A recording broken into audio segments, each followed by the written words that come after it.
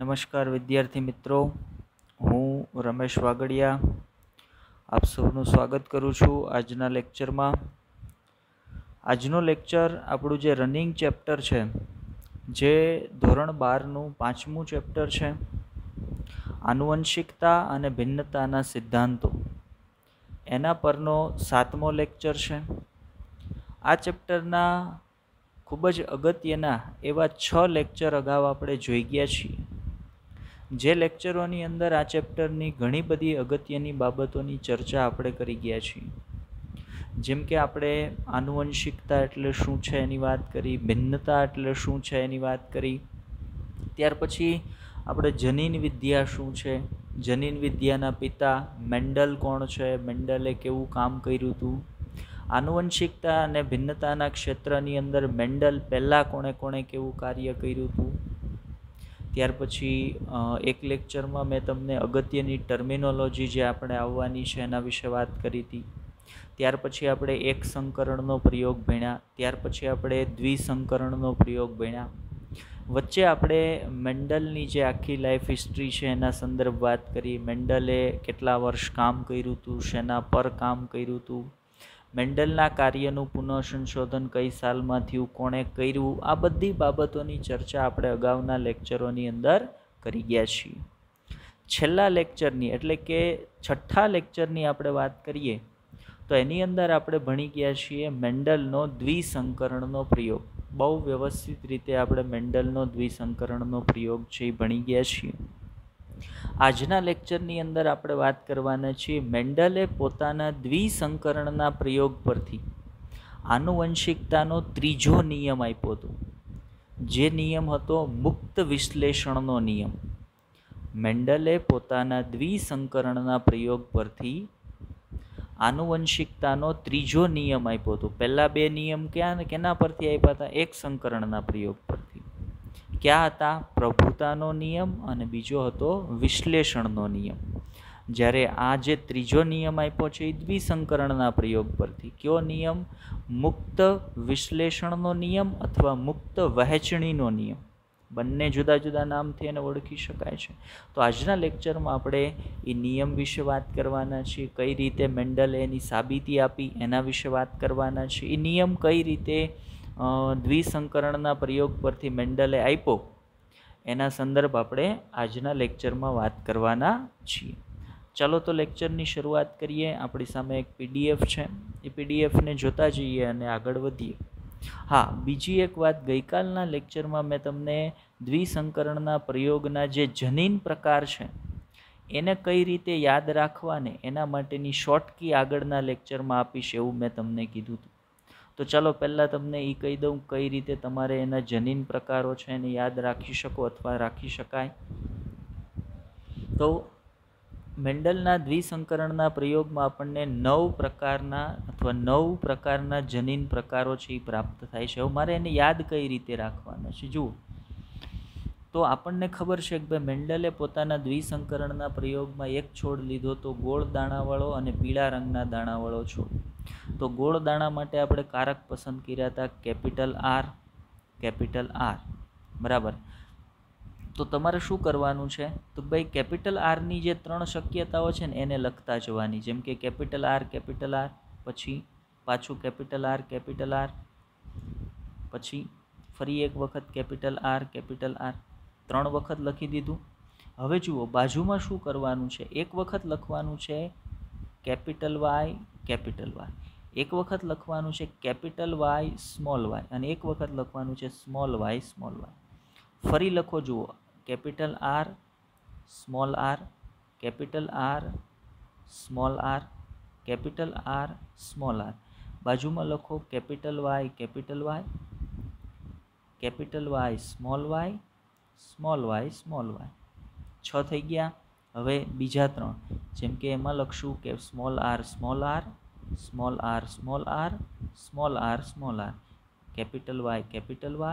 Capital Y, small Y.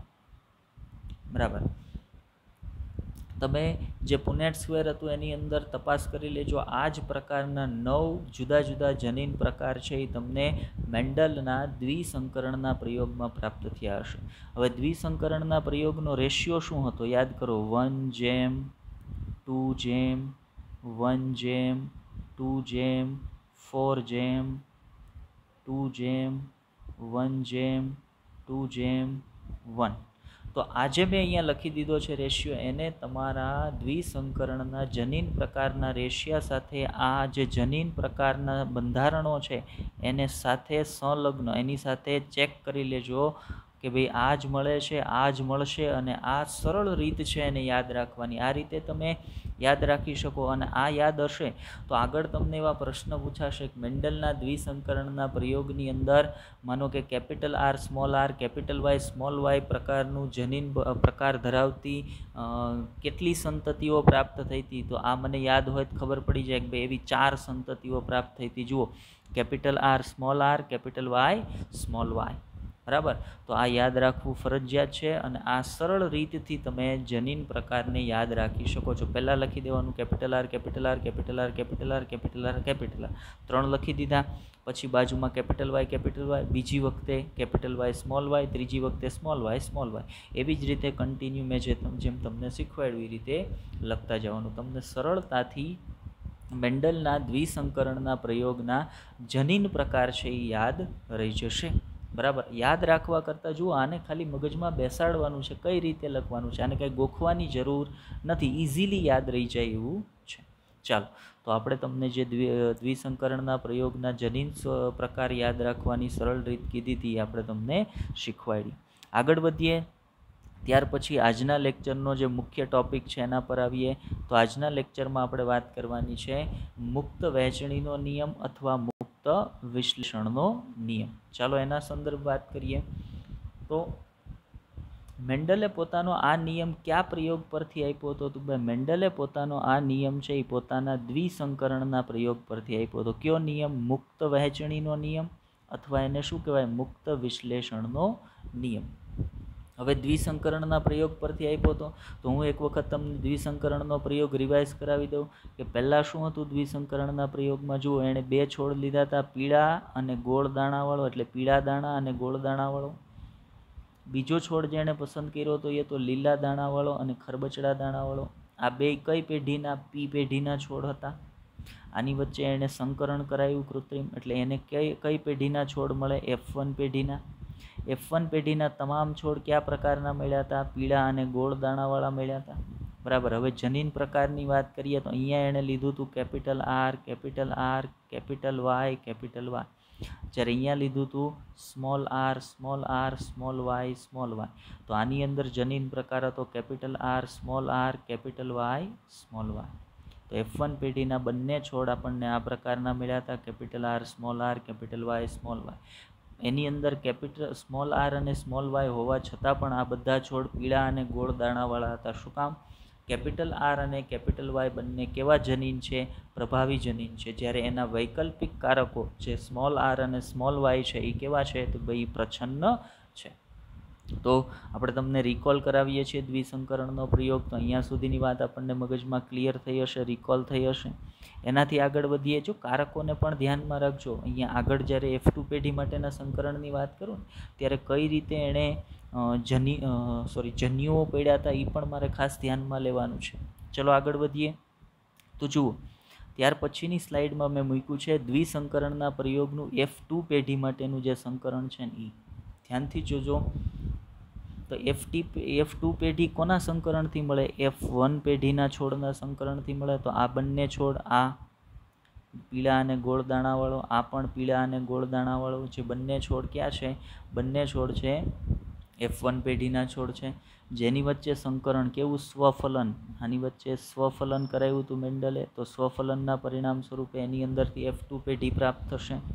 યાદ કરો, મેન્ડલના દ્વિસંકરણના પ્રયોગમાં F2 પેઢીની અંદર પિતૃ જે પ્રકારના હતા, મતલબ પી પેઢીના જે પિતૃ હતા એને યાદ કરો. પી પેઢીમાં 2 જ પ્રકારના પિતૃ હતા, કાં તો પીળા અને ગોળ દાણાવાળા અને લીલા અને ખરબચડા દાણાવાળા. પણ F2 પેઢીની અંદર મેન્ડલને બેની જગ્યાએ પોતાના પિતૃ કરતાં અલગ એવા બે સ્વરૂપ પ્રકારો પણ મળ્યા. પહેલાં હું સ્વરૂપ પ્રકાર, હવે સ્વરૂપ પ્રકાર સંદર્ભ આપણે વાત કરીએ છીએ. તો મેન્ડલના દ્વિસંકરણના પ્રયોગમાં એણે પી પેઢીની અંદર એણે પી પેઢીની અંદર જે બે છોડ લીધા હતા એના સ્વરૂપ પ્રકાર શું હતા? તો પહેલા છોડનો સ્વરૂપ પ્રકાર હતો પીળા રંગના દાણા અને ગોળ દાણા. બીજા છોડનો સ્વરૂપ પ્રકાર હતો લીલા રંગના દાણા અને ખરબચડા દાણા. એની વચ્ચે સંકરણ કરાયું, F1 પેઢી મળી. F1 પેઢીના તમામ છોડ હતા પીળા રંગના દાણા અને ગોળ દાણા, પણ એનો જનીન પ્રકાર કેવો હતો? Capital R small r, capital Y small y. હવે આવા capital R small r, capital Y small y પ્રકારના જે છોડ હતા જેને F1 પેઢીના છોડ કીધા. જુઓ, capital R small r, capital Y small y. આ પણ capital R small r, capital Y small y. આ બંને વચ્ચે એણે શું કરાયું? સ્વફલન કરાયું. હવે સ્વફલનના પરિણામ સ્વરૂપે એના જે બે પિતૃના સ્વરૂપ પ્રકાર હતા પીળા અને ગોળ દાણા, ખરબચડા અને લીલા દાણા, એના કરતાં બીજા બે વધારાના સ્વરૂપો પણ એને મળ્યા. ક્યાં વધારાના સ્વરૂપ? જુઓ, પિતૃમાં ક્યાંય આવું લક્ષણ હતું પીળા અને ખરબચડા દાણા? નહીં. પિતૃમાં કેવું લક્ષણ હતું? પીળા અને ગોળ દાણા. જ્યારે પિતૃની અંદર બીજું લક્ષણ કેવું હતું? લીલા અને ખરબચડા દાણા. જ્યારે કયું નહોતું? લીલા અને ગોળ દાણા. મતલબ આ બે જે સંતતિઓ મળીને એ સંતતિના સ્વરૂપ પ્રકાર પોતાના પિતૃ કરતાં અલગ મળ્યા. હવે મેન્ડલના મગજમાં આ પ્રશ્ન હતો કે ભાઈ આવું કેમ થયું? એક સંકરણના પ્રયોગની અંદર તો બરાબર કે F2 પેઢીની અંદર જે છોડ મળ્યા એના સ્વરૂપ પ્રકાર પોતાના પિતૃ જેવા જ હતા. જો F2 પેઢીના જનીન પ્રકાર બદલાતા હતા પણ સ્વરૂપ પ્રકાર તો એના પિતૃ જેવા જ હતા. કે F2 પેઢીની અંદર એક ઊંચા છોડ મળ્યા, 3 ઊંચા છોડ મળ્યા અને એક નીચો છોડ મળ્યો. મતલબ એના સ્વરૂપ પ્રકાર કોના જેવા છે? એના પી પેઢીના જે પિતૃ હતા એના જેવા જ છે. પણ દ્વિસંકરણના પ્રયોગમાં શું થયું? તો ભાઈ દ્વિસંકરણના પ્રયોગમાં F2 પેઢીની અંદર એને જે ચાર સ્વરૂપ પ્રકારો મળ્યા ને એમાં બે સ્વરૂપ પ્રકાર એના પિતૃને જેવા જ હતા, પીળા અને ગોળ દાણા, લીલા અને ખરબચડા દાણા. પણ બે બીજા સ્વરૂપ પ્રકાર જે મળ્યા ને કે જે એના પિતૃ કરતાં અલગ બંધારણ ધરાવતા હતા. ક્યાં? પીળા અને ખરબચડા દાણા, લીલા અને ગોળ દાણા. મતલબ મેન્ડલને એવો પ્રશ્ન થયો કે આવું કેમ થયું હશે? તો એના માટે એણે એવું વિચાર્યું કે ભાઈ જ્યારે પીળા અને ગોળ દાણાવાળો છોડ જે F1 પેઢીનો છોડ છે કે જે વિષમયુગ્મી છે, એ જુદા જુદા પ્રકારના 4 જન્યુ બનાવશે. એ કેવા જુદા જુદા પ્રકારના 4 જન્યુ બનાવશે? કઈ રીતે? તો જુઓ, એક જનીનની જોડ છે કેપિટલ R સ્મોલ r ને બીજી જનીનની જોડ છે કેપિટલ Y સ્મોલ y. શું કામ બે જનીનની જોડ છે? તો તમે બે લક્ષણ ધ્યાનમાં લીધા છે એટલે બે જનીનની જોડ છે. હવે એ જન્યુ કઈ રીતે બનાવે? તો આપણે એક સૂત્ર જોયું છે 2n ની કિંમતમાં વિષમયુગ્મી પરિસ્થિતિ. તો કેટલી વિષમયુગ્મી પરિસ્થિતિ છે? 2. તો મતલબ જન્યુ કેટલા બનશે? 4. હવે 4 પ્રકારના જન્યુની અંદર કયું જીન આવવાની શક્યતા કેટલા ટકાની છે ને એને તપાસીએ. તો જુઓ, મેન્ડલે શું કીધું?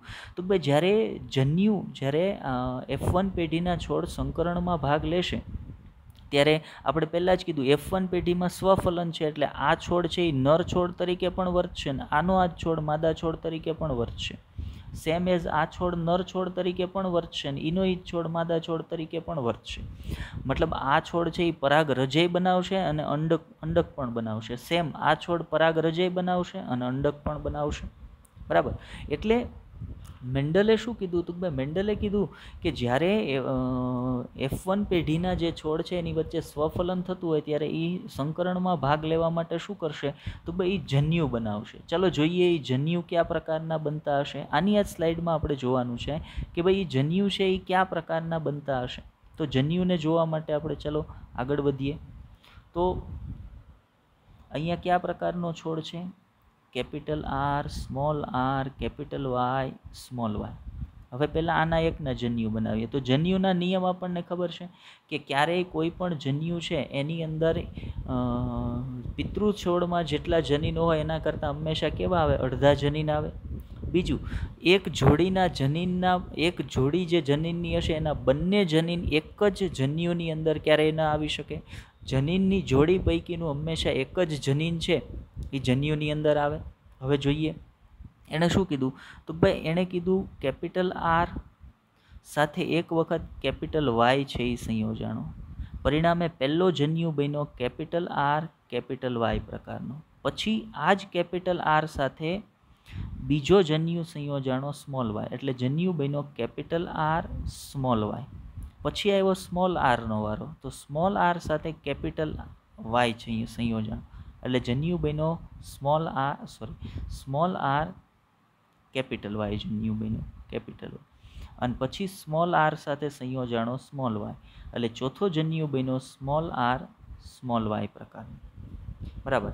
હવે મેન્ડલે શું કીધું? તો ભાઈ મેન્ડલે એવું કીધું કે જ્યારે જન્યુ બનતા હોય ને ત્યારે દરેક જનીનની જે જોડી છે, જો સાંભળજો ધ્યાનથી, કન્ફ્યુઝ ન થતા.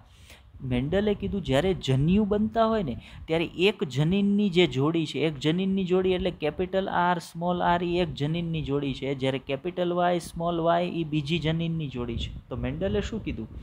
તો જ્યારે જન્યુ બનતા હોય ત્યારે જનીનની જોડીમાં જે બે જનીનો છે એ દરેક જનીનની જન્યુની અંદર જવાની શક્યતા કેટલી હોય? 50%. કે ભાઈ આ જે જન્યુ બનવાનો છે એ જન્યુની અંદર આ જે જનીનની જોડી છે એની અંદરથી આરની આવવાની શક્યતા 50%ની છે, અને સ્મોલ આર કેપિટલ આરની આવવાની શક્યતા 50%ની છે. એવી જ રીતે જન્યુમાં સ્મોલ આર આવવાની શક્યતા 50%ની જ છે. બરાબર. એટલે આપણે એમ કહી શકીએ ને કે ભાઈ પહેલો જે છોડ છે જેના માટે આપણે વાત કરીએ છીએ એ છોડ નર છોડ તરીકે ઉદાહરણ તરીકે વર્તે છે. તો એ શું બનાવશે? તો ભાઈ પરાગરજ બનાવશે. એ પરાગરજ બનાવે તો એ જે પરાગરજ બનાવશે એ પરાગરજની અંદર કેપિટલ આર આવવાની શક્યતા 50%ની. એવી જ રીતે સ્મોલ આર આવવાની શક્યતા 50%ની હશે. બરાબર. એ જે પરાગરજ પહેલો છોડ બનાવશે એની અંદર કેપિટલ આરની આવવાની શક્યતા 50%ની, એવી જ રીતે સ્મોલ આર આવવાની શક્યતા પણ 50%ની. હવે આ તો વાત થઈ પહેલી જે જનીનની જોડી છે એની. બરાબર. માનો 50% કેપિટલ આર 50% સ્મોલ આર. આ વાત થઈ પહેલી જનીનની જોડીની. પણ આપણે જે પ્રયોગની વાત કરીએ એ દ્વિસંકરણનો પ્રયોગ છે, એટલે જનીનની કેટલી જોડી હશે? 2. તો હવે પ્રશ્ન એ થાય કે જ્યારે પહેલી જનીનની જોડીમાંથી કેપિટલ આર કે સ્મોલ આર આવવાની શક્યતા 50%ની હોય ને, તો માનો પહેલી જનીનની જોડીમાંથી પરાગરજમાં કેપિટલ આર આવ્યો ને, તો એ કેપિટલ આર સાથે બીજી જનીનની જોડીમાંથી કેપિટલ વાય કે સ્મોલ વાય આવવાની શક્યતા છે ને એ પણ 50%ની હોય. મતલબ આ કેપિટલ આર સાથે કેપિટલ વાયની આવવાની શક્યતા 50%ની. એવી જ રીતે એની સાથે સ્મોલ વાય આવવાની શક્યતા કેટલા ટકાની? 50%ની. બરાબર. એટલે જે જન્યુ બનવાનો છે એ કેપિટલ આર, એ જન્યુ કેવો બને? કેપિટલ આર કેપિટલ વાય પણ બની શકે અને કેપિટલ આર સ્મોલ વાય પણ બની શકે. કેમ કે કેપિટલ આર સાથે વાય જે જનીનની જોડી છે એમાંથી કેપિટલ વાય આવવાની શક્યતા 50%ની છે, સ્મોલ વાય આવવાની શક્યતા 50%ની છે. એટલે માનો પહેલી 50% તમે એવી વિચારો, કેપિટલ આર સાથે કેપિટલ વાય આવ્યો એટલે પહેલો જન્યુ શું બની ગયો? Capital R capital Y. હવે એવું વિચારો કે એ જ કેપિટલ આર સાથે સ્મોલ વાય આવવાની શક્યતા 50%ની છે ને, એટલે બીજા કેસમાં તમે એવું વિચારો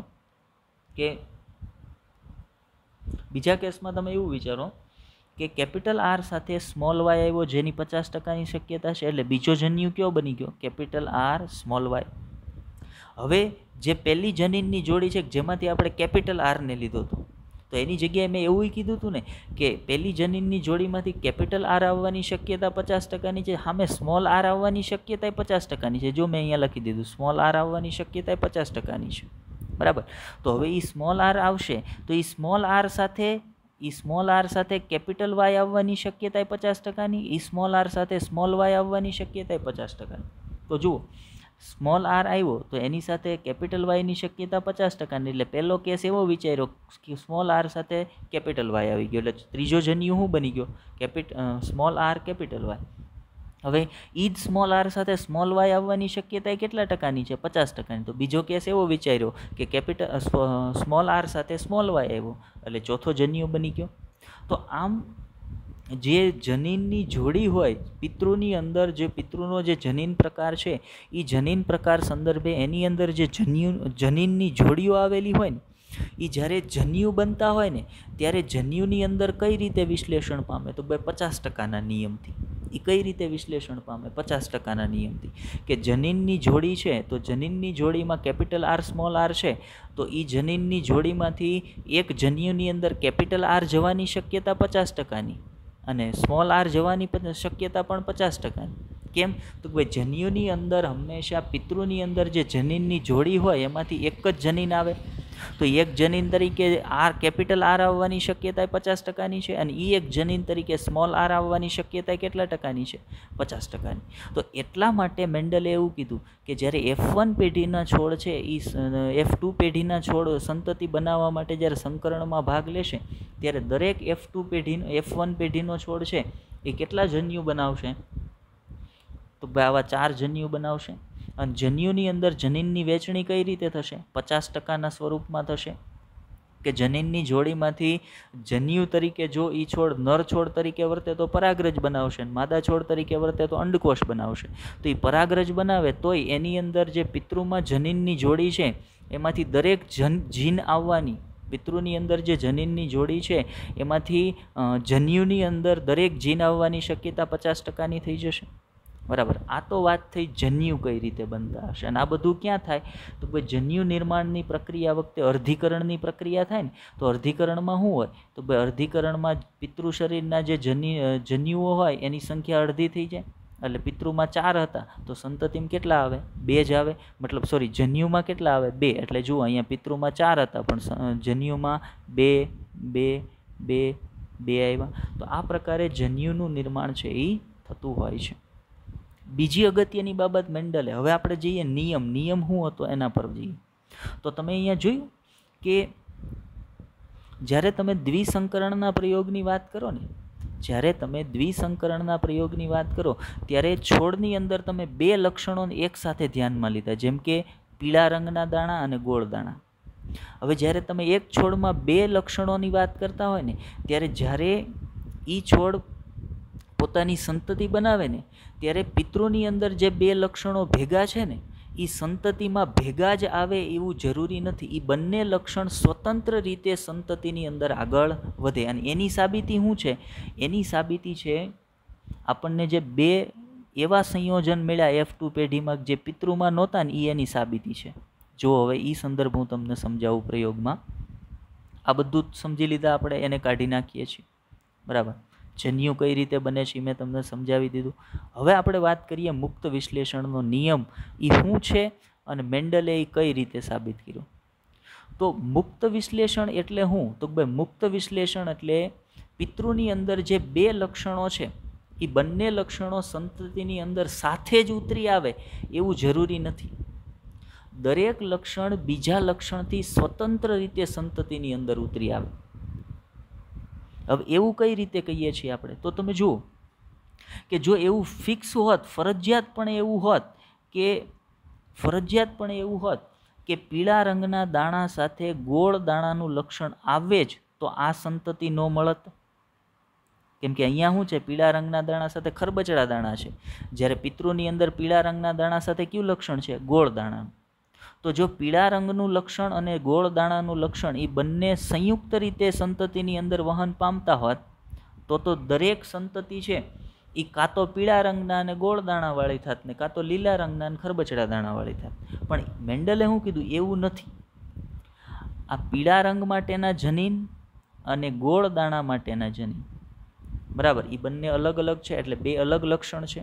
તો જ્યારે તમે દ્વિસંકરણના પ્રયોગની વાત કરતા હોય ત્યારે પસંદ કરેલા બંને લક્ષણો, એટલે કે આપણે કહીએ ગોળ દાણા અને પીળા દાણા, તો એક છે પીળા રંગનું લક્ષણ ને એક છે ગોળ દાણાનું લક્ષણ.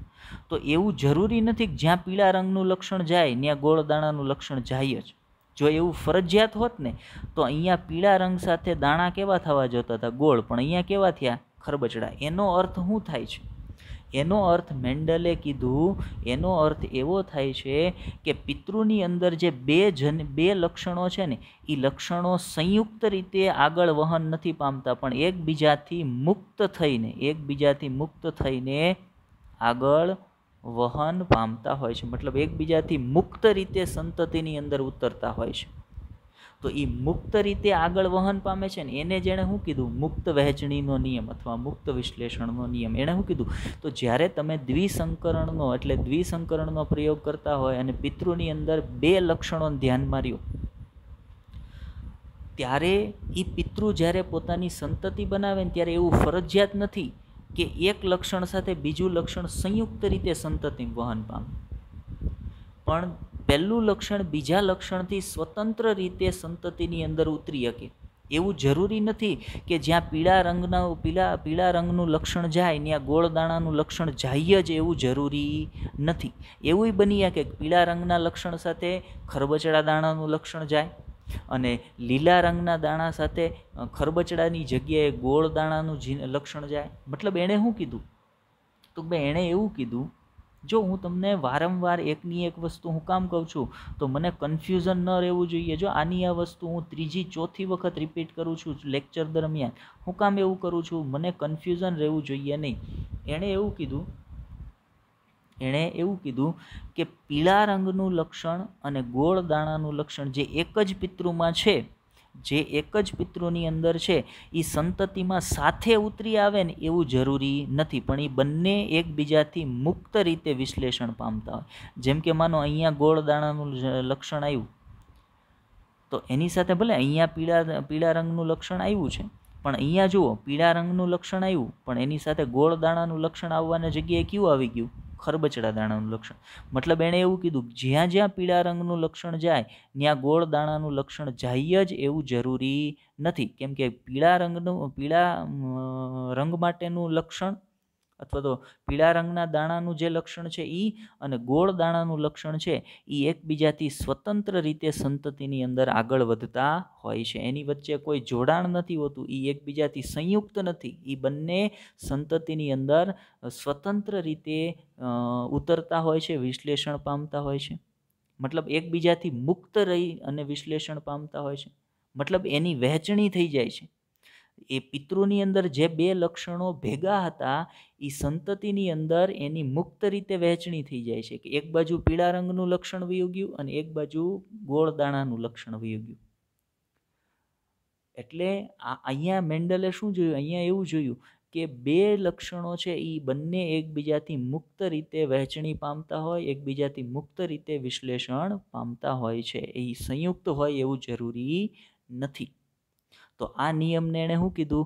મુક્ત વહેંચણીનો નિયમ કીધો. અને મુક્ત વિશ્લેષણ થાય છે ને દ્વિસંકરણના પ્રયોગમાં, એટલા માટે તમને આ પીળા રંગ સાથે ખરબચડા દાણા મળ્યા અને લીલા રંગ સાથે ગોળ દાણા મળ્યા. જો એવું ન થતું હોત ને કે જ્યાં પીળા રંગનું લક્ષણ જાય ત્યાં જ ગોળ દાણાનું લક્ષણ જાય ને, તો તમને F2 પેઢીની અંદર બે જ સ્વરૂપ પ્રકાર મળત. ક્યાં? પીળા સાથે ગોળ અને લીલા સાથે ખરબચડા. પણ મેન્ડલે શું જોયું? એવું નથી. પીળા રંગનું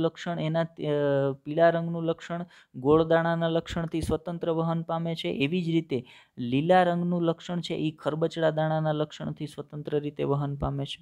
મતલબ તમે જુઓ અહીંયા પીળા રંગનું લક્ષણ આવ્યું પણ એની સાથે ગોળ દાણાની જગ્યાએ શેનું લક્ષણ આવી ગયું? ખરબચડા દાણાનું. એવી જ રીતે અહીંયા લીલા રંગનું લક્ષણ આવ્યું પણ એની સાથે ખરબચડાની જગ્યાએ કયું લક્ષણ આવી ગયું? ગોળ દાણાનું લક્ષણ આવી ગયું.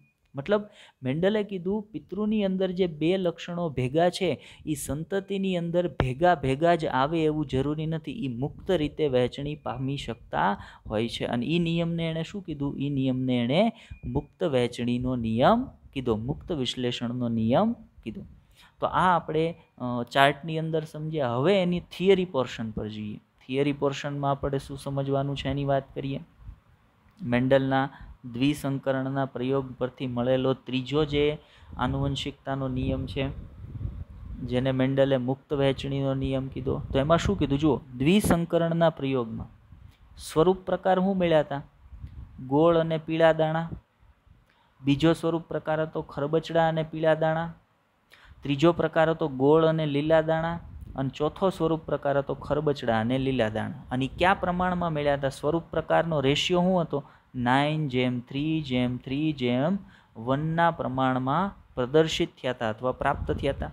ફરી વખત ગોળ દાણા સાથે પીળા રંગના દાણા, બીજું હતું ખરબચડા દાણા સાથે પીળા રંગના દાણા, ત્રીજું હતું ગોળ દાણા સાથે લીલા રંગના દાણા અને ચોથું હતું ખરબચડા દાણા સાથે લીલા રંગના દાણા. આ 4 સ્વરૂપ પ્રકાર મળ્યા હતા અને કયા પ્રમાણમાં? 9:3:3:1 પ્રમાણમાં. હવે એના પરથી મેન્ડલે શું કીધું જુઓ, મેન્ડલ દ્વારા અભ્યાસ કરવામાં આવેલ લક્ષણોની જોડમાં આવું જ પ્રમાણ પ્રાપ્ત થયું હતું. ક્યાં? એક સંકરણના પ્રયોગની વાત કરીએ, કેમ કે દ્વિસંકરણ પહેલાં મેન્ડલે કોનો અભ્યાસ કર્યો હતો? એક સંકરણનો. તો મેન્ડલના અભ્યાસ કરવામાં આવેલ લક્ષણોની જોડમાં આવું જ પ્રાપ્ત થયું હતું. ક્યાં? એક સંકરણના પ્રયોગમાં. શું પ્રાપ્ત થયું હતું? જુઓ, 9:3:3:1 પ્રમાણ એ 3 પીળા જેમ 1 લીલાની સાથે 3 ગોળ જેમ 1 ખરબચડા. મતલબ આ છે એ દ્વિસંકરણનો. મેં કીધું હતું ને તમને અગાઉ, જે દ્વિસંકરણ ભણાવવાનું શરૂ કર્યું ત્યારે, કે દ્વિસંકરણ એ એક સંકરણનો ગુણાકાર છે. 3:1 ક્રોસ 3:1. આનું જે રેશિયો મળે ને એ કોનો હોય? દ્વિસંકરણનો હોય. મતલબ 9:3:3:1 છે એ શું છે? એ 3:1 3:1 ગુણાકાર જ છે, એને ડબલ કરી નાખ્યા છે. એટલે મળી ગયું 9:3:3:1. જો શું કીધું કે આ જે 4 સંયોજનો મળે છે ને સંયોજનો શ્રેણીમાં, એને શું કીધું છે? આ જે ખરબચડાને સંયોજનો શ્રેણીમાં વ્યુત્પન્ન કરી શકાય છે. મતલબ એને વ્યુત્પન્ન કરવા એટલે છૂટા પાડવા. તમને જે F2 પેઢીમાં 9:3:3:1 મળ્યો ને, એને તમે આ રીતે છૂટા પાડી શકો કે એમાં ખરેખર શું છે? તો એમાં 3:1 પીળા અને લીલા. કેમ કે એક લક્ષણ તો શું છે? પહેલું લક્ષણ છે સમજો દાણાનો રંગ, તો એમની 2 શક્યતા, પીળા દાણા અને લીલા દાણા. તો એને જ તમે એક સંકરણના પ્રયોગમાં લ્યો તો તમને શું મળે? તો ભાઈ પીળા રંગનું લક્ષણ છે એ પ્રભાવી છે. મતલબ F2 પેઢીમાં એક સંકરણના પ્રયોગમાં તમને આવું રિઝલ્ટ મળે કે 3 પીળા રંગના અને 1 લીલા રંગનો. 4માંથી 3 પીળા રંગના અને 1 લીલા રંગનો, એટલે 3:1 થઈ ગયું, 3 પીળા અને 1 લીલો. એવી જ રીતે બીજા લક્ષણનું એક સંકરણનો પ્રયોગ કરો, જેમાં શું હતું? જેમાં હતું દાણાનો આકાર, ગોળ અને ખરબચડા. તો આપણને ખબર ગોળ દાણા પ્રભાવી છે, તો F2 પેઢીની અંદર રિઝલ્ટ શું મળે? 3 ગોળ દાણાવાળા અને 1 ખરબચડા દાણાવાળો. એટલે તમે બીજા લક્ષણ માટે 3:1 3 ગોળ અને જેમ 1 ખરબચડા મળે. તો દ્વિસંકરણના પ્રયોગને એક સંકરણનું બેવડું સ્વરૂપ છે એ તમે દર્શાવી શકો. આ રીતે તમે એને વ્યુત્પન્ન કરી શકો. હવે શું કીધું છું? આ વ્યુત્પન્નને આ પ્રકારે પણ લખી શકાય. જુઓ, 3 ગોળ અને 1 ખરબચડા, 3 પીળા અને 1 લીલો. કેમ કે પીળા અને ગોળ એ કેવા છે? પ્રભાવી લક્ષણ છે. અને ખરબચડા અને લીલા એ 2 પ્રચ્છન્ન લક્ષણ છે. એટલે એ 2 એક સંકરણના પ્રયોગમાં એ 2 કયા પ્રમાણમાં મળશે? 1:1 પ્રમાણમાં. કેમ કે એ 2 પ્રચ્છન્ન છે. જેમ કે લીલા અને ખરબચડા એ 2 પ્રચ્છન્ન છે અને ગોળ અને પીળા એ પ્રભાવી છે. એટલે એ 3:3 પ્રમાણમાં મળશે. એટલે 3:1 રેશિયો થયો. અથવા તમે એમ લખી શકો, એને બરાબર જ શું થાય? 9 ગોળ અને પીળા, 3 ખરબચડા અને પીળા, 3 ગોળ અને લીલા અને 1 ખરબચડા અને લીલા. તો એની જ વસ્તુને તમે આ રીતે લખી શકો. માત્ર આપણે શું કર્યું? બેવડાયું. મેં તમને શીખવાડ્યું હતું, યાદ ન હોય તો યાદ કરાવી દઉં. જુઓ, 3:1 મલ્ટીપ્લાય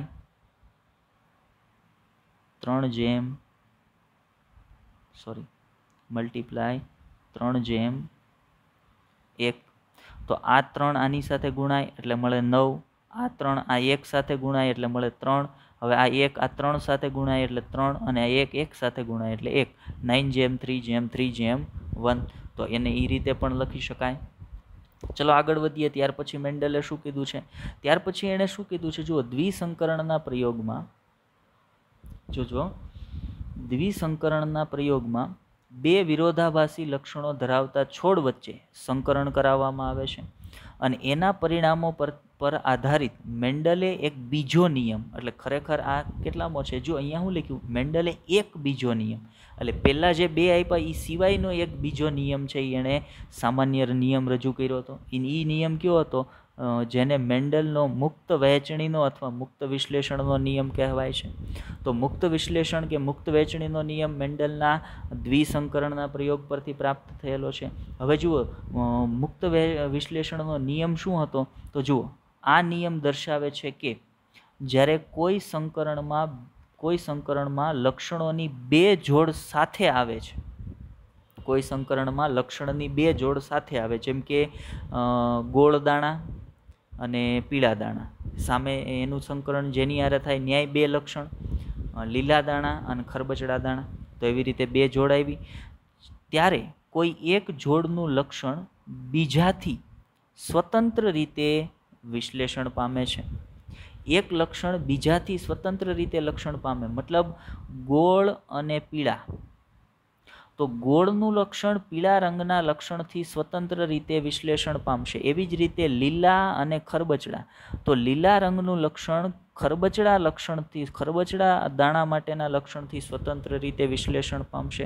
અને એ જ નિયમને એણે શું કીધું? મુક્ત વહેંચણી અથવા મુક્ત વિશ્લેષણનો નિયમ કીધો કે બે લક્ષણોને તમે ધ્યાનમાં રહ્યો ત્યારે દરેક લક્ષણ બીજા લક્ષણથી સ્વતંત્ર રીતે વિશ્લેષણ પામતો હોય. વિશ્લેષણ પામવું એટલે પિતૃમાંથી સંતતિમાં ઉતરી આવવું. તો એ બે લક્ષણો સાથે સંતતિમાં નથી ઉતરી આવતા, એ બંને એકબીજાથી અલગ અલગ સંતતિની અંદર ઉતરી આવતા હોય. મતલબ બંને એકબીજાથી મુક્ત રીતે સંતતિની અંદર ઉતરી આવતા હોય, વહેંચણી પામતા હોય અથવા તો વિશ્લેષણ પામતા હોય છે. અને એ નિયમને જેણે કયો નિયમ કીધો? મેન્ડલનો ત્રીજો આનુવંશિકતાનો નિયમ, જેને મુક્ત વિશ્લેષણ અથવા મુક્ત વહેંચણીનો નિયમ કહેવાય છે. ચલો આગળ વધીએ. હવે આવું થવા પાછળ કારણ શું છે? આવું થવા પાછળ જન્યુ જે પડે છે ને, એ રીઝન છે મેઇન. ચાલો જન્યુ કઈ રીતે પડે છે એ જોઈએ. તો જન્યુ આપણને ખબર છે કે અર્ધીકરણ દરમિયાન થાય. જો જન્યુ કોના? F1 પેઢીમાં આપણી પાસે કયા છોડ હતા? Capital R small R, capital Y small Y.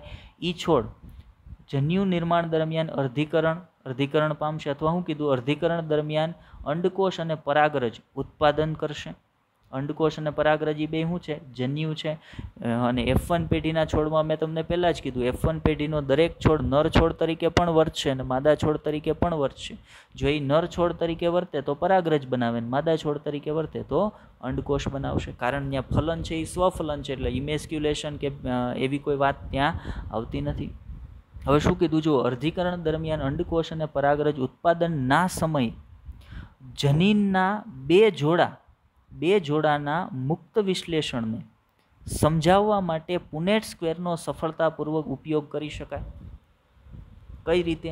તો આપણે જોયું હતું કે પુનેટ સ્ક્વેરની અંદર તમે અહીંયા ગોઠવો કે કેપિટલ આર કેપિટલ વાય, અને સામેની બાજુએ ગોઠવો કેપિટલ આર કેપિટલ વાય. બીજું શું ગોઠવતા હતા? Capital R small Y, capital R small Y. મતલબ બંને એકબીજાથી મુક્ત રીતે વિશ્લેષણ પામે છે. એ સમજવા માટે તમે પુનેટ સ્ક્વેરની અંદર જન્યુની ગોઠવણી કરી અને એને સરળતાથી સમજી શકો. આગળ વાત કરીએ કે જનીનની એક જોડ. ધ્યાનથી સમજજો ભાઈ. હવે જે આગળ જન્યુ બનાવવાની વાત વખતે હું તમને 50% વાળી વાત સમજાવતો હતો ને, એ વાત પાછી આવશે.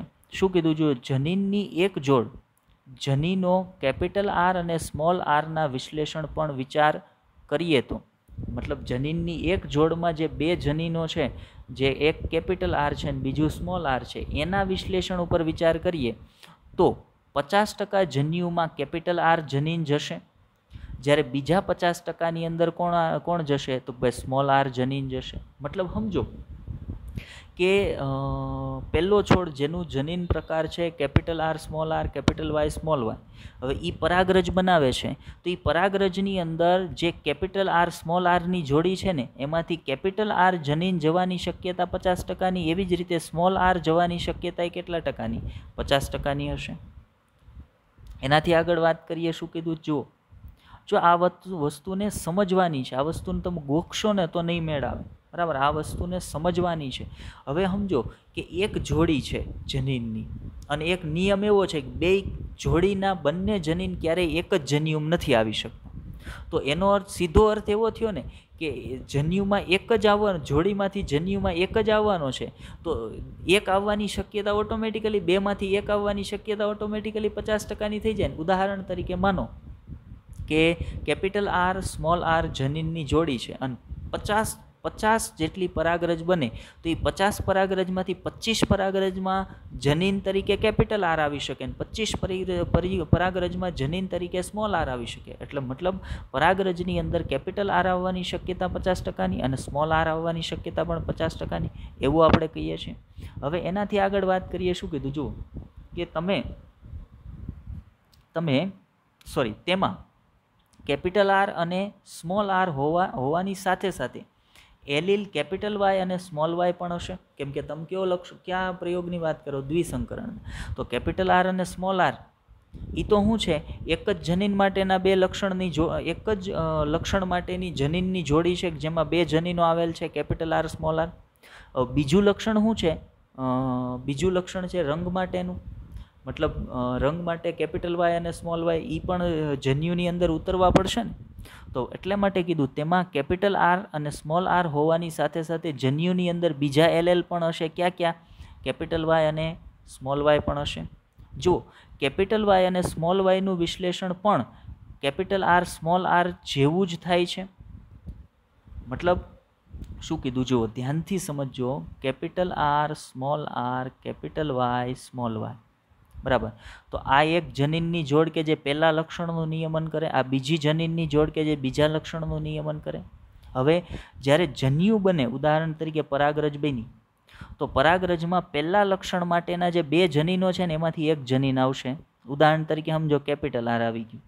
તો આ તો માત્ર આ જોડીમાંથી આવ્યું ને, એક જ લક્ષણના જનીન હજી આવ્યા ને. બીજું લક્ષણ જે તમે ધ્યાનમાં લીધું એના માટેના બે જનીનો છે, એમાંથી એક જનીન જે પરાગરજમાં આવશે ને, તો એમાંથી કેપિટલ વાય સ્મોલ વાયમાંથી કેપિટલ વાય જન્યુની અંદર આવવાની શક્યતા કેટલી? 50%ની. અને એમાં સ્મોલ વાય જન્યુની અંદર આવવાની શક્યતા કેટલી? 50%ની. મતલબ કેપિટલ આર સાથે કેપિટલ વાય આવવાની શક્યતા કેટલા ટકાની? 50%ની. અને એ જ કેપિટલ આર સાથે સ્મોલ વાય આવવાની શક્યતા કેટલા ટકાની? 50%ની.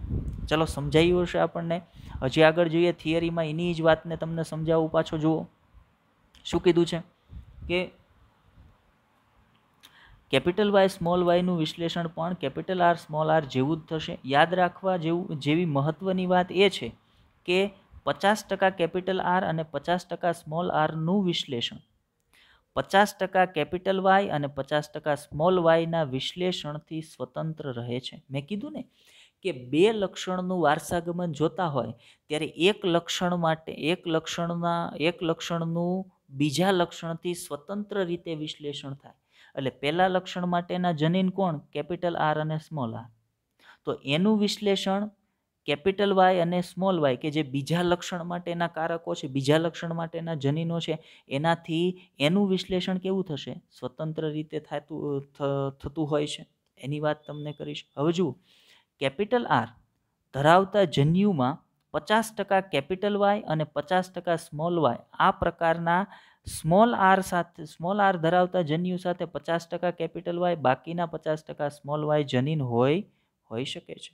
તો મેં તમને આગળ 50%નો જે એક લોજિક સમજાવ્યું, એ જ લોજિક અહીંયા લાગુ પડશે. ઉદાહરણ તરીકે પહેલી જનીનની જોડી કેપિટલ વાય સ્મોલ વાય, એમાંથી જન્યુની અંદર કેપિટલ આર આવ્યો.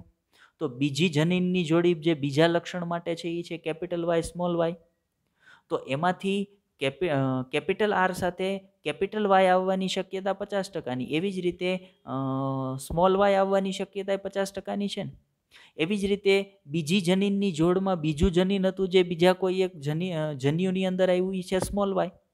તો એ સ્મોલ વાય છે એની સાથે બીજા લક્ષણ માટેના જે જનીનની જોડી છે એમાંથી કેપિટલ વાય આવવાની શક્યતા 50%ની અને સ્મોલ વાય આવવાની શક્યતા 50%ની. તો એની વાત તમને કરી છે.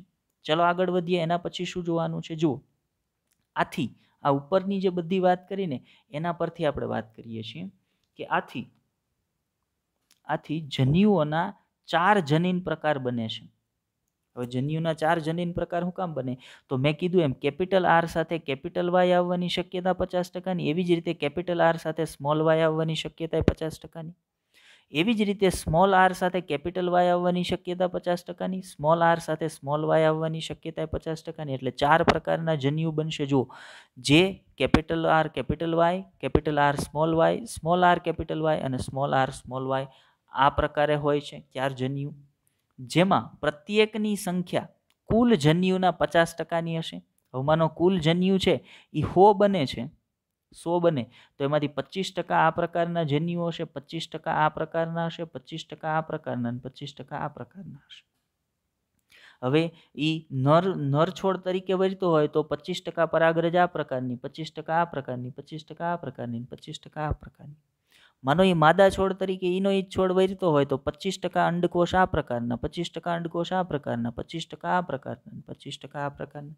મતલબ દરેકે દરેક જન્યુ બનવાની શક્યતા કેટલી હોય? 25%ની. અથવા તમે એમ કહી શકો 1/4, 4માંથી 1 જન્યુ છે એ હશે. સમજો છો ને ભાઈ? ચલો આગળ વધીએ. જ્યારે તમે પુનેટ સ્ક્વેરની બાજુમાં પુનેટ સ્ક્વેરની બે બાજુએ અંડકોષ અને પરાગરજને લખશો ત્યારે એ ફલિતાંડમાં રચનાની જાણકારી મેળવવી સરળ થઈ જશે. આપણને સરળતાથી ખબર પડશે કે ફલિતાંડ કયા પ્રકારનો જનીન પ્રકાર ધરાવતા બનશે. બરાબર? તો એટલે સુધી વાત આપણને સમજાઈ ગઈ. તો અહીંયા સુધી આપણે શું સમજ્યા? અહીંયા સુધી આપણે સમજ્યા મેન્ડલનો મુક્ત વિશ્લેષણનો નિયમ. દ્વિસંકરણના પ્રયોગ પરથી એણે સમજાવ્યું. શું કીધું હતું એણે? કે જ્યારે તમે બે લક્ષણોને ધ્યાનમાં રાખી અને સંકરણનો પ્રયોગ કરાવતા હોય ત્યારે દરેક લક્ષણ એકબીજાથી મુક્ત રીતે વિશ્લેષણ પામી, વિશ્લેષણ પામવું એટલે સંતતિમાં ઉતરી આવવું. તો મતલબ બે લક્ષણોને તમે ધ્યાનમાં લીધા, જેમાં પીળા રંગના દાણા અને ગોળ દાણા. તો બે લક્ષણો થયા. તો પીળા રંગના દાણા માટેનું લક્ષણ છે એ ગોળ દાણા માટેના લક્ષણથી સ્વતંત્ર રીતે વિશ્લેષણ પામી, મુક્ત રીતે વિશ્લેષણ પામી અને સંતતિની અંદર ઉતરી આવે છે. તો એ નિયમને એણે કયો નિયમ કીધો? મુક્ત વિશ્લેષણનો નિયમ કીધો. ઓકે. એના પછી આજના લેક્ચરમાં આપણે તમને જે આનુવંશિકતાના આપણે બે પ્રયોગો ભણી ગયા ને એના આધારે થોડાક પ્રશ્ન પૂછવાના છે. બરાબર? હવે એ પ્રશ્નો ક્યાં ક્યાં છે? આ પ્રશ્ન હું તમને અહીંયા સોલ્વ કરતા શીખવાડવાનો છું. પ્રશ્ન પૂછવાનો નથી, કેમ કે આ પ્રકારના પ્રશ્ન પૂછાવાની શક્યતા ખૂબ વધારે છે. બરાબર? તો જુઓ, પહેલો પ્રશ્ન હું પૂછ્યો છે અહીંયા, શું કીધું છે, આને કઈ રીતે સોલ્વ કરવો શીખજો, સમજો. આ પ્રકારના પુષ્કળ પ્રશ્ન પૂછાય છે અને આ પ્રકારના પ્રશ્નમાં કન્ફ્યુઝન થવાની, આવડતો હોવા છતાંય કન્ફ્યુઝન કરીને ભૂલ થવાની શક્યતા ખૂબ વધારે છે. વાંચો પ્રશ્ન 1.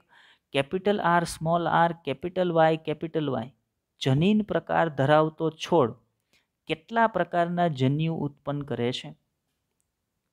કેટલા પ્રકારના જન્યુ ઉત્પન્ન કરશે? તો આપણી પાસે સૂત્ર છે 2 to the power n. 2 to the power n. ચાલો, ત્યાં n ની કિંમત બરાબર વિષમ યુગ્મી સ્થિતિ, તો n ની કિંમત શું આવશે? n ની કિંમત 1. મતલબ આપણને ખબર પડી જન્યુ કેટલા બનવાના છે? 2. જો સંખ્યાની વાત નથી, જન્યુ 2 પ્રકારના બનવાના છે. નહીતર તમે સંખ્યા વિચારશો ને તો કન્ફ્યુઝ થશો. ઓપ્શનની અંદર 4 જન્યુ આપ્યા છે. ઓપ્શનની અંદર 4 આપ્યા છે. જુઓ, તો 4 જે છે ને એ સંખ્યા છે, પ્રકાર નથી. પ્રકાર કેટલા બનશે? 2 જ પ્રકાર બનશે. હવે એકદમ એક્યુરેસી માટે એ 2 પ્રકાર ક્યાં બનવાના છે ને એને બનાવી લેવાના. તો ચાલો હું અહીંયા તમને લખી દઉં કે આપણને આપેલો જનીન પ્રકાર શું છે? Capital R, small R, capital Y, capital Y. હવે 2 જન્યુ બનાવવાના છે તો ક્યાં બનશે? કેપિટલ આર સાથે એક વખત કેપિટલ વાયની. જો મેં આગળ જન્યુ બનતા હતા ત્યારે સમજાયું કે આ જનીનની જોડીમાંથી જન્યુની અંદર દરેક જીન આવવાની શક્યતા 50%ની. એટલે પહેલા 50% મેં વિચાર્યું કેપિટલ આર આવે છે. તો પહેલી જનીનની જોડીમાંથી કેપિટલ આર આવ્યો હોય તો બીજી જનીનની જોડીમાંથી કેપિટલ વાય એની અંદર આવવાની શક્યતા કેટલી? 50%ની. તો જુઓ, અહીંયાથી કેપિટલ વાય આવ્યો એટલે પહેલો જન્યુ શું બન્યો? Capital R, capital Y. હવે બીજોય છે કેપિટલ વાય, એટલે બીજો કેપિટલ આર સાથે આવશે તો જન્યુ તો એનો જ બનશે, એટલે આપણે એ જન્યુ લખીએ. હવે લઈએ સ્મોલ આરને. સ્મોલ આર સાથે માનો વિચારો કેપિટલ વાય આવ્યો એટલે બીજો જન્યુ બન્યો સ્મોલ આર, કેપિટલ વાય. હવે આ 2 જન્યુ સિવાયનો કોઈ પણ જન્યુ આમાંથી બની શકે નહીં. ચેક કરી લ્યો તમ તારે. મતલબ અહીંયા આપણે જે સૂત્રથી સંખ્યા મેળવી હતી એ સાચી જ હતી. અને 2 જન્યુ ક્યાં બને? Capital R, capital Y, small R, small Y. મતલબ મને ખબર પડી ગઈ કે આ 2 જન્યુ બનવાના છે. અને 2 જન્યુ બન્યા એટલે ખબર પડી ગઈ કેટલા પ્રકારના બનવાના છે. તો 2 પ્રકારના બનવાના છે. હવે ઓપ્શન પસંદ કરીએ તો કેપિટલ આર, કેપિટલ વાય, હા એવો જન્યુ મળે છે. કેપિટલ આર, સ્મોલ વાય, નહીં એવો જન્યુ નથી મળતો. Capital small R, capital Y એવો જન્યુ નથી મળતો. સોરી, કે સ્મોલ આર, કેપિટલ વાય એવો જન્યુ મળે છે. સ્મોલ આર, સ્મોલ વાય એવો જન્યુ નથી મળતો. મતલબ આ 2માંથી, આ જે 4 છે ને એમાંથી આપણા 2 પસંદના જન્યુ છે, પણ બધા આપણા પસંદના નથી. હવે બીજો ઓપ્શન ચેક કરો તો અહીંયા શું છે? જુઓ, અહીંયા છે capital Y, capital R, capital Y. અહીંયા છે capital R, small Y. Small Y તો ક્યાંય હતો જ નહીં ને જનીન સ્વર પ્રકારમાં, એટલે એ તો ઓપ્શન ખોટો જ થઈ ગયો. અહીંયા છે સ્મોલ વાય, એટલે એ ઓપ્શન એ ખોટો થઈ ગયો. બરાબર, મતલબ ધ્યાનમાં તમારે ખાસ કોને લેવાનું? જે કેપિટલ વાય વાળો હોય ને એને. હવે અહીંયા જુઓ, capital Y capital R small Y, capital R small Y, capital Y small Y. તો પહેલાં જ તમને ખબર હોય છે જન્યુ બનાવવાનો નિયમ, એક જ જનીનના બે વિકલ્પો એક જન્યુની અંદર ક્યારેય હોઈ શકે નહીં, એટલે આ ઓપ્શન એ ખોટો.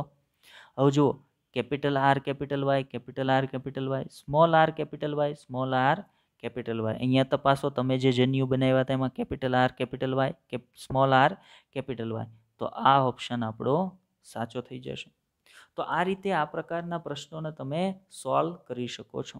આવા ઘણા બધા પ્રશ્નોની આપણે ચાલો એક કામ કરીએ, આપણે એક અલગથી આખો એક લેક્ચર છે ને આ પ્રકારના પ્રશ્નો કઈ રીતે સોલ્વ કરવાની એના પરનો જ તમારો લેશું.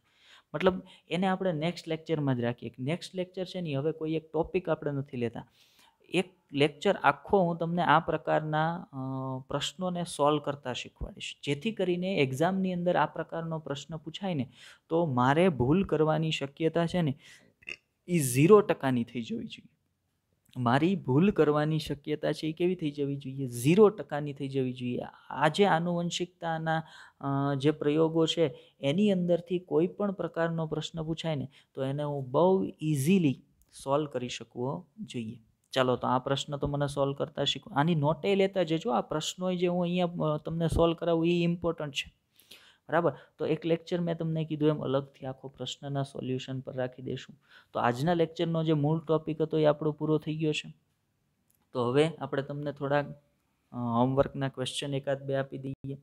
તો તમારા હોમવર્કના ક્વેશ્ચન લખો. હોમવર્કનો પહેલો ક્વેશ્ચન જે તમારો છે એ શું છે?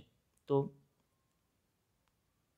પહેલો ક્વેશ્ચન જે હોમવર્કનો તમારો છે એ છે દ્વિસંકરણના પ્રયોગનું. પેન કામ નહીં કરતી, 1 મિનિટ ઓર. તમારો પહેલો ક્વેશ્ચન છે દ્વિસંકરણના કસોટી સંકરણનો જનીન પ્રકાર શું હશે અને બીજું સ્વરૂપ પ્રકાર શું હશે? તમારો પહેલો ક્વેશ્ચન છે કે ફરી વખત તમારો પહેલો ક્વેશ્ચન છે દ્વિસંકરણના કસોટી સંકરણનો જનીન પ્રકાર અને સ્વરૂપ પ્રકાર શું હશે? ચલો, આ પહેલો ક્વેશ્ચન થઈ ગયો. બીજો ક્વેશ્ચન નોટ ડાઉન કરો. બીજો ક્વેશ્ચન છે કસોટી સંકરણ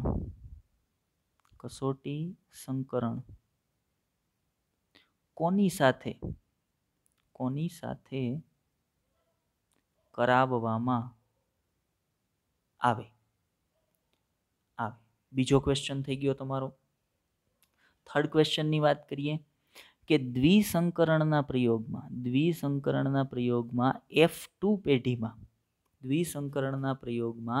F2 પેઢીની અંદર capital R, small R, capital Y, small Y જનીન પ્રકાર ધરાવતા છોડ કેટલા પ્રાપ્ત થયા છે એની સંખ્યા. આ તમારો ત્રીજો ક્વેશ્ચન છે. ચાલો, ઓકે, આપણે 3 ક્વેશ્ચન રાખીએ જે હોમવર્કના તમને આપીએ. બરાબર, ઓકે. હવે આ પ્રકારના મેં પ્રશ્ન આજના લેક્ચરમાં રાખ્યા હતા, પણ ઓકે આપણે જોઈ લઈએ આપણી પાસે કેટલો ટાઈમ છે. તો એકાદો ક્વેશ્ચન હજી સોલ્વ, ચાલો એક થઈ જશે, સોલ્વ કરી નાખીએ. તો શું કીધું જુઓ, ક્વેશ્ચન શું છે? મેન્ડલના દ્વિસંકરણના પ્રયોગમાં F2 પેઢીમાં શુદ્ધ સમયુગ્મી સંતતિ કેટલી મળે છે? તો મેન્ડલના દ્વિસંકરણના પ્રયોગમાં F2 પેઢીની અંદર કુલ સંતતિ કેટલી મળી હતી? 16. બરાબર. હવે એમાં શુદ્ધ સમયુગ્મી કોને કહેવાય? તો યાદ રાખજો, શુદ્ધ સમયુગ્મી કહેવાય તમારી સામે જે આ પ્રશ્નને સોલ્વ કરવા માટે તમારા મગજની અંદર પેલો જે જનીન પ્રકારનું મેં લેક્ચરની શરૂઆતમાં તમને શોર્ટકી શીખવાડી હતી ને એ હોય ને તો આ ક્વેશ્ચન તમારો સરળતાથી સોલ્વ થઈ જાય. પણ એના માટે તમારે એ સમજવાનું શુદ્ધ સમયુગ્મી કોને કહેવાય? આ છોડ capital R, capital R, capital Y, capital Y, આ શુદ્ધ સમયુગ્મી કહેવાય. તો ખાલી સમયુગ્મી કોને કહેવાય? આને ખાલી સમયુગ્મી કહેવાય. Small R, small Y, capital Y આ સમયુગ્મી છે. જો આ સમયુગ્મી સ્થિતિ, આ સમયુગ્મી સ્થિતિ, પણ આને ખાલી સમયુગ્મી કહેવાય, આને શુદ્ધ સમયુગ્મી કહેવાય. શું કામ શુદ્ધ? તો જુઓ, બંને પ્રભાવી, આ પણ બંને પ્રભાવી, તો પ્રભાવી સાથે સમયુગ્મી એટલે શુદ્ધ સમયુગ્મી કહેવાય. કે જનીનની જોડી સમયુગ્મી સ્થિતિમાં છે, પણ પાછા કેવા? પ્રભાવી પ્રકારના. જ્યારે અહીંયા જુઓ, સમયુગ્મી સ્થિતિ બંનેની છે, પણ એક પ્રચ્છન્ન પ્રકારની સમયુગ્મી સ્થિતિ છે અને એક પ્રભાવી પ્રકારની સમયુગ્મી સ્થિતિ છે, એટલે એને માત્ર સમયુગ્મી કહેવાય, જ્યારે ઓલાને શુદ્ધ સમયુગ્મી કહેવાય. હવે તમે જોજો, મેન્ડલના દ્વિસંકરણના પ્રયોગમાં F2 પેઢી માટે જ્યારે તમે પુનેટ સ્ક્વેર તૈયાર કરશો ને, તો એ પુનેટ સ્ક્વેરનો સૌથી પહેલો જે છોડ હશે ને, એ પુનેટ સ્ક્વેરનો સૌથી પહેલો જે છોડ તમને પ્રાપ્ત થાય ને, એ પહેલા છોડનો જનીન પ્રકાર તમે જોશો ને, તો પહેલા છોડનો જનીન પ્રકાર હશે capital R, capital R, capital Y. અને એનો જે છેલ્લો છોડ હશે ને, એનો જનીન પ્રકાર જોશો ને, તો હશે સ્મોલ r, સ્મોલ y. તો આને પણ શુદ્ધ સંવર્ધિત શુદ્ધ સમયુગ્મી કહેવાય, આને શુદ્ધ સમયુગ્મી કહેવાય. કેમ?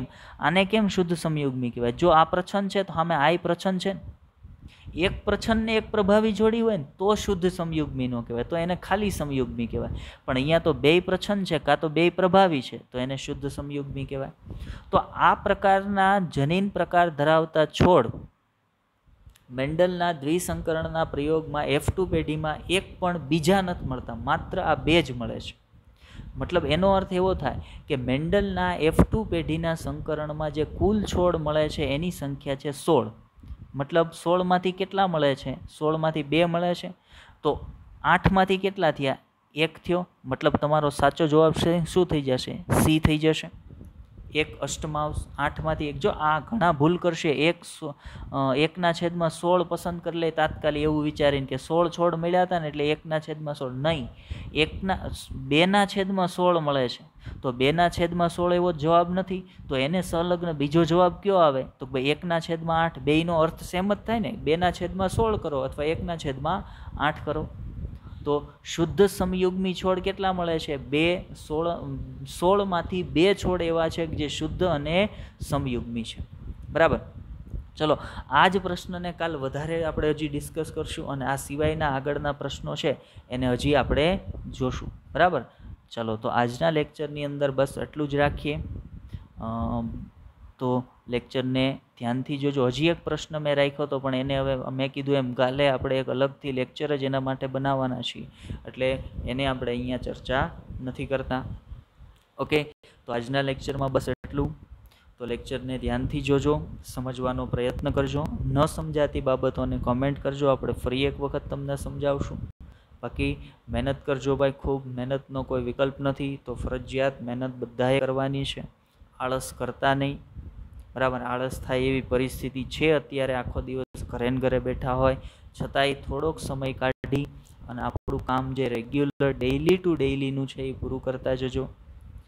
અને એવું નહીં કરવાનું કે લેક્ચર શરૂ કર્યો પછી 10 મિનિટ જોઈને મૂકી દીધો અને વળી પાછો ફ્રી થયા ત્યાર પાછો નહીં. એક વખત તમે કન્ટિન્યુટીમાં એક લેક્ચર પૂરો કરશો ને, તો દરેક બાબત તમને કનેક્ટ થતી જશે અને સમજવામાં સરળતા રહેશે. કટકે જોશો ને, એ સમજાવવાની શક્યતા ઘટતી જાય. બરાબર. તો બને ત્યાં સુધી એ પ્રકારે કરવું અને ખૂબ મહેનત કરો. ચલો, બેસ્ટ ઓફ લક.